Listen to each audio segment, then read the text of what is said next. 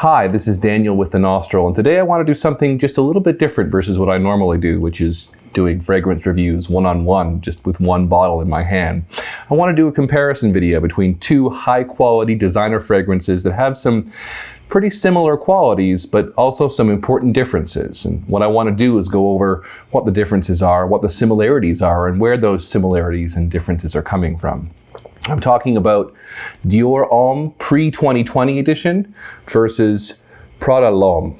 Both of these are amazingly high quality designer scents, two of the most versatile and mass pleasing scents that you can buy, certainly two of the most high quality designers on the market today, although I suppose Dior Homme is no longer being made or sold in North America, so you're going to need to go to your local discounters to find a bottle of this while you still can. They are still available, by the way.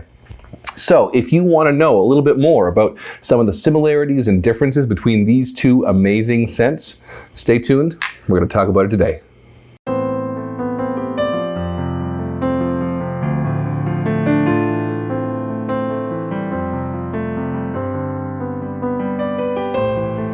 Dior Homme introduced something of a unique scent profile into the world of men's fragrances. It introduced florals, or rather reintroduced florals, something that was just a little bit more exploratory of that kind of floral range in perfumery than what was traditionally, or at least at the time, typically found in men's fragrances. The iris note that appears in Dior Homme is crisp and absolutely delectable. It's one of my favorite notes because it's so icy and so cool. And by cool, I don't mean an old-fashioned word for hipness or anything. I mean actual temperature-wise. When I smell this, it smells chilly. It smells icy. Soon after that, or some years after that, Prada came out with a not dissimilar smelling scent. Iris is the main featured note in this scent as well, but they've blended it a little bit differently, and there are some important differences between this and Dior Homme pre-2020 edition. Now, just before I get started with my comparison, I do need to note, as of 2020, Dior Homme has been completely reimagined. I don't want to use the word reformulated because the juice is, the liquid inside the jar is completely different than pre-2020 editions, like the bottle I'm holding right here. The new Dior Homme 2020 is, to me, a generally mass-pleasing but ultimately deeply boring scent. It's a slightly peppery, slightly citrusy, slightly earthy, iso-y super cashmere and balm. A bunch of synthetic woods that are kind of fuzzy and pleasant, mixed with a little bit of citrus, a little bit of pepper, and a little bit of earthiness. And, you know, I just feel like we've seen that scent so many times before, and Dior isn't putting a particularly interesting spin on it.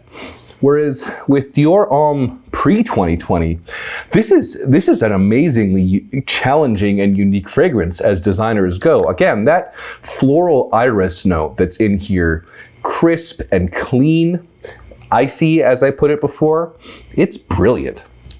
And for all the fears that some men are going to have about femininity and wearing a floral scent, you don't need to worry about that. This is not a feminine scent, quote unquote. This is something that confident men should be able to wear with ease. I mean, I'm surprised that it's even really a debate or a discussion in the fragrance community. This is, to me, a quote unquote masculine scent. That crisp iris note, I don't imagine a woman wearing that. Of course, women can wear it, and I actually know a few women who've worn it successfully, but when I imagine the type of person, the ideal person in my head who wears a fragrance like Dior Homme, or for that matter, Prada Homme, I imagine someone who presents as and is socialized as a man. Now, just in terms of gender, let's just get it out of the way right away. I've kind of hinted at it earlier on, but wear what you want. Gender is ultimately not something that should come into play when you're deciding what perfume you're going to wear. Perfume is about personality. It's not about gender. That said, we're talking about two scents that are literally Dior, man, and Prada, the man. So there's a gendered discussion that needs to happen right away because these are both explicitly for and about men. So, what are some of the major differences between Dior Homme pre-2020 and Prada L'Homme? Well, first of all, in terms of similarities, these are both iris-forward scents. And iris is a traditionally powdery note. Now, I'll be honest, I kind of dislike the term powdery when it comes to describing scents like this because I find it very imprecise. The powderiness of Dior Homme is ultimately a very different kind of scent than the supposed powderiness of Prada L'Homme. So, what does it mean here? The iris is actually slightly different in these two scents. Here, the iris is playing along with cocoa, and a beautifully dry cocoa note. Now, when I'm talking about cocoa, I'm not talking about like milk chocolate or even dark chocolate, something that's been mixed with sugar and milk solids to taste sweet and palatable to the human tongue. The cocoa in here is like straight up cocoa, fresh ground from the bean, or even kind of just freshly collected from the fruit. That's what I'm talking about. It's dry and crisp, and it molds the iris, the smell of the iris, in that same direction. And so when I talk about Dior Homme feeling crisp and clean and icy, and like it almost makes my nose bristle a little bit because of the chill in the air, the cocoa and the iris interacting here are making that happen. Now, sure, you can call it powdery, but it's a very specific kind of powdery. And ultimately, that's what makes up the difference between Dior Homme pre-2020 and Prada L'Homme. You see, the iris here is supported by neroli. Neroli is, in case you're not aware, flower of a citrus tree or a citrus plant. So the major difference between these two scents is that the iris here is mixed with another floral. The other floral smooths out and, for lack of a better term, dampens the iris note in here. Now, that's what's kind of absurd to me about calling both of these scents powdery scents. How can you have somehow a damp, powdery scent? But that's ultimately what this is. If you've ever smelled, really potent orange blossoms or neroli, or really any kind of really potent flower, it smells kind of humid. It smells, there's a dampness, a wetness to the smell, a dewiness to the smell of a really nice, potent flower. And that's what comes through here. The iris blended with the neroli really does have kind of that dewy quality to it that comes with really nice florals. And it's ultimately really different than the supposed powdery nature of Dior Homme, which is, again, crisp and clean and deeply dry in comparison.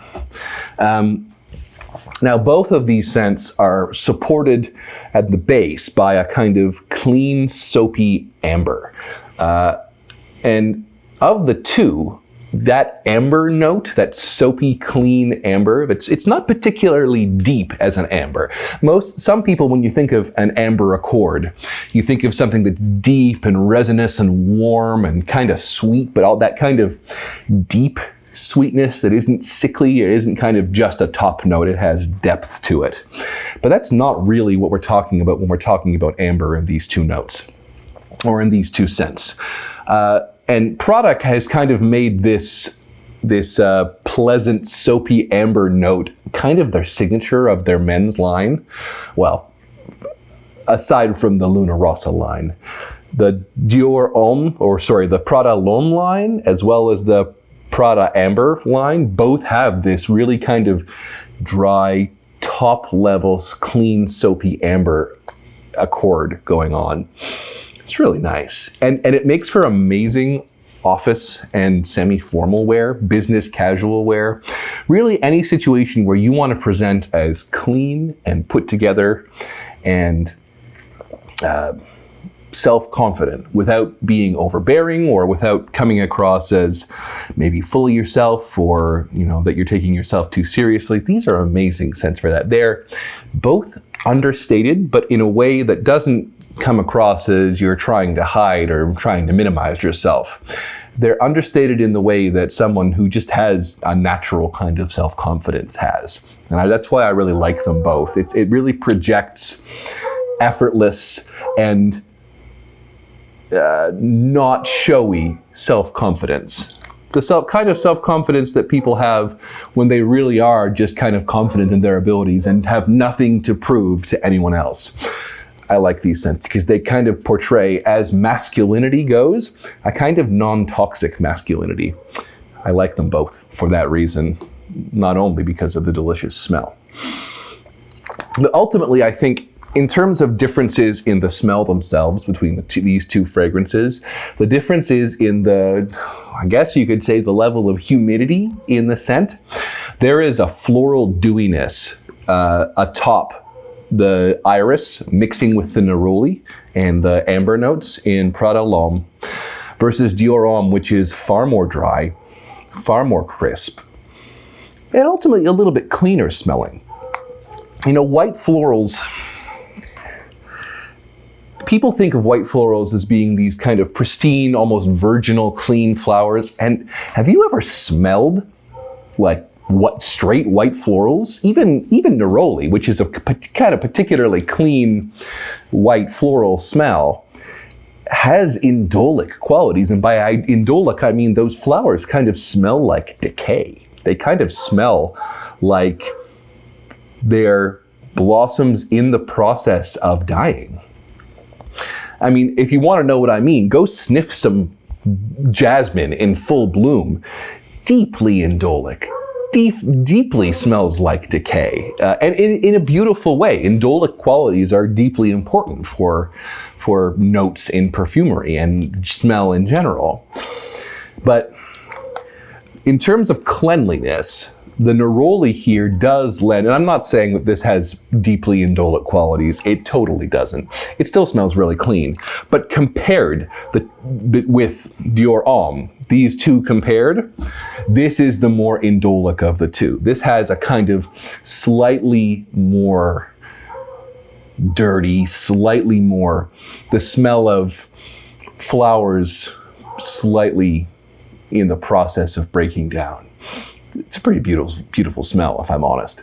But if you're interested in a scent that is just pure crisp cleanliness and are willing to go to any lengths to do it, you're going to want to find a bottle of Dior Homme pre-2020 versus going for a Prada L'Homme.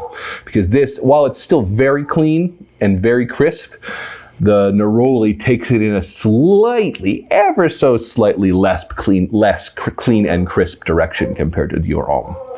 Now, I already mentioned Dior Homme pre-2020 has been discontinued for sale in the United States, and I believe it is currently sold in Europe as Dior Homme Original. But it's hard to find in North America. Right now, there are some sellers on eBay, I forget their names, but I'll put them in the comments, that are selling what I can only tell is the last kind of remaining bottles of stock in the United States of Dior Homme pre-2020. I got this for about $70, and when I saw it, I snapped it up because that's a good price for a discontinued fragrance that smells this good. Now, its partner scent Dior Homme Low has already become hard to find, and it already is going for about $120 to $150 a bottle for a 3.4 ounce bottle. So I expected Dior Homme to follow in its footsteps. It's a tragedy because this is a brilliant scent, and what's replaced it, Dior Homme 2020, is deeply disappointing to me. So I would highly recommend, if you're watching this right now, go hunting on eBay for reputable sellers. See if you can find one of the few bottles in North America that are left, because this is an amazing scent, and if you're into clean, work-appropriate scents that just smell like effortless confidence and like someone who has nothing to prove, this is an amazing scent for you. That said, I don't want to undersell how nice Prada L'Homme is, because it is also accomplishing many of those same vibes as Dior Homme. just with a little bit more neroli. And if you like neroli, if you like that kind of classic cologne vibe, that neroli citrus vibe, this doesn't really have much citrus in it, but this is closer to that classic cologne vibe than Dior Homme. I say closer, I don't mean to say that this smells like 4711 or Tom Ford's Neroli Portofino or anything like that. It's a very different scent than that. But the neroli does take it a little bit more in that direction than with Dior Homme. This is still readily available. It's still on sale. You can get a bottle of this for 50 bucks, even cheaper if you buy a tester. And performance on the two is pretty equivalent, I would say. I think Dior Homme maybe performs slightly better, but really it's not. I mean, if you're not obsessed with finding a bottle of Dior Homme pre-2020 and are just looking for a clean, fresh fragrance that smells good and projects effortless confidence, this is going to work really well for you, and you're going to pay less money for it too. Don't worry about the difference in projection and longevity. It's not dramatic enough to make that much of a difference.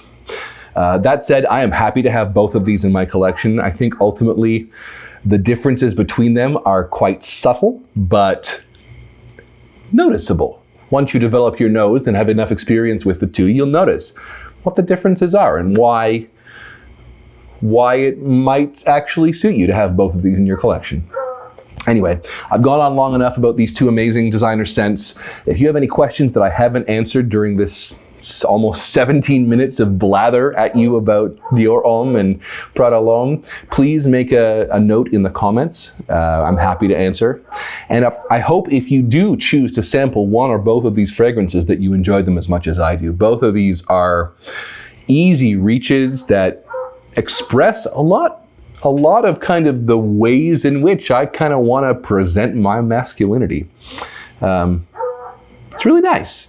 They're not trying to be something, project this kind of fakeness, this falseness about, you know, what it means to be a man. They're just simple, and they present themselves as uncomplicated and easy and confident in the person that is wearing it.